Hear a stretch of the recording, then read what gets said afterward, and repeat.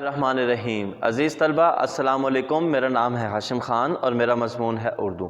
عزیز طلبہ آج جو ہمارے پاس ٹاپک ہے وہ ایک گرامر کی بک سے ہے اور اس کا نام ہے ضرب الامثال۔ عزیز طلبہ آئیے پیج نمبر 42 پر ضرب الامثال پڑھتے ہیں۔ یہ دو لفظوں سے مرکب ہے، ضرب اور امثال۔ ضرب کے معنی ہے بیان کرنا، امثال جمع ہے مثل کی، مثل کے معنی ہے مثال۔ یوں ضرب الامثال کے معنی ہوئے مثالیں بیان کرنا، مگر یہ مثالیں عام نہیں، خاص ہوتی ہیں۔ مثال کے چند الفاظ میں ایک پوری کہانی، ایک پورے قصے کا واقعہ حوالہ ہوتا ہے۔ وہ چند الفاظ سن یا پڑھ کے سارا قصہ ذہن میں آ جاتا ہے۔ ضرب الامثال کو اردو میں کہاوت بھی کہتے ہیں۔ ہم وضاحت کے لیے یہاں چند ضرب الامثال پیش کرتے ہیں۔ آئیے عزیز طلبہ پیج نمبر 43 پر پہلی جو ضرب المثل اس نے بیان کی ہے وہ ہے بخشو خالہ بلی چوہا لنڈورا ہی بھلا۔ ایک بلی بھوکی تھی، شکار کی طاق میں چوہے کے بل کے آس پاس گھوم رہی تھی، کبھی چھپ جاتی، کبھی سامنے آ کر بل میں جھانکتی۔ اسی اثنا میں ایک چوہے نے بل میں سے ذرا سا منہ نکالا اور بلی کو دیکھتے ہی اندر بھاگ گیا۔ بلی بل کے پاس گئی اور کہا، بھانجے تم بھاگ کیوں رہے ہو؟ خالہ صدقے اندر دم گھٹ رہا ہوگا، باہر آؤ، ہوا کھاؤ، میں تمہاری پیاری پیاری چاند سی صورت کی بلائیں لوں، کچھ کھاؤ پیو۔ چوہا بلی کی باتوں میں آ گیا، باہر نکلا مگر کچھ ڈرتا جھجکتا۔ ادھر بلی بے حد بھوکی تھی، بےتاب ہو کر جھپٹا مارا، پنجہ دم پر پڑا۔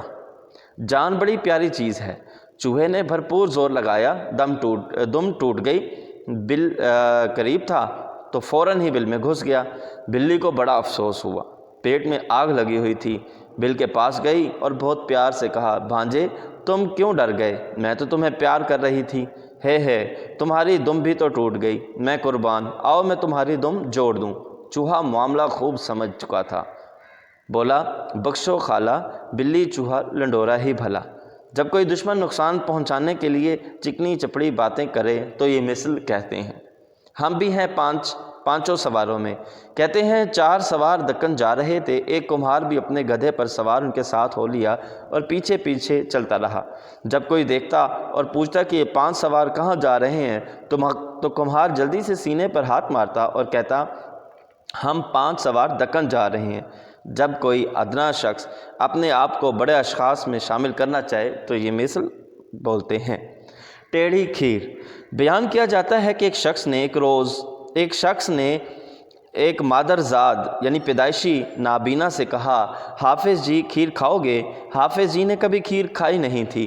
پوچھا، کھیر کیسی ہوتی ہے؟ اس شخص نے کہا، سفید۔ پوچھا، سفید کیسی ہوتی ہے؟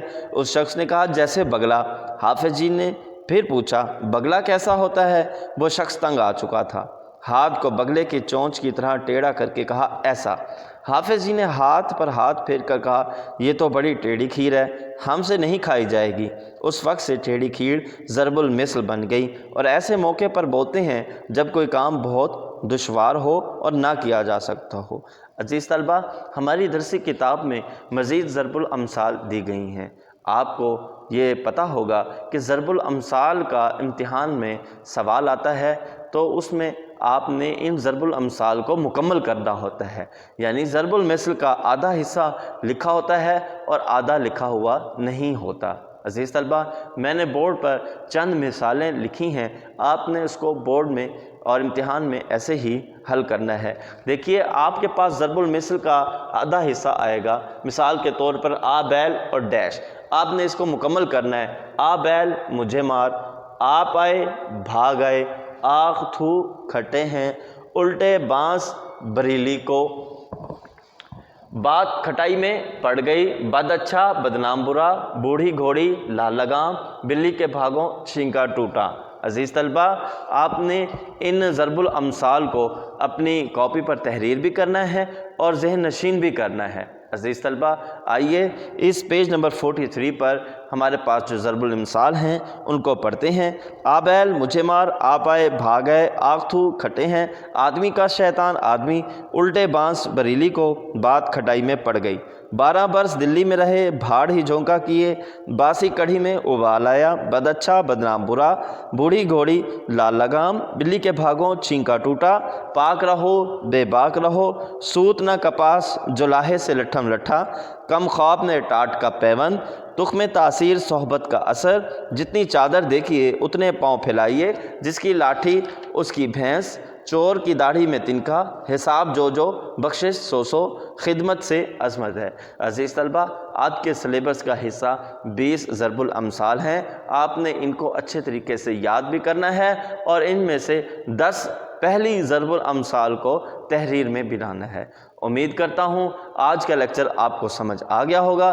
اگر اس میں کوئی مسئلہ ہو تو آپ مجھے واٹس ایپ کر سکتے ہیں، انشاءاللہ آپ کی رہنمائی کی جائے گی۔ والسلام۔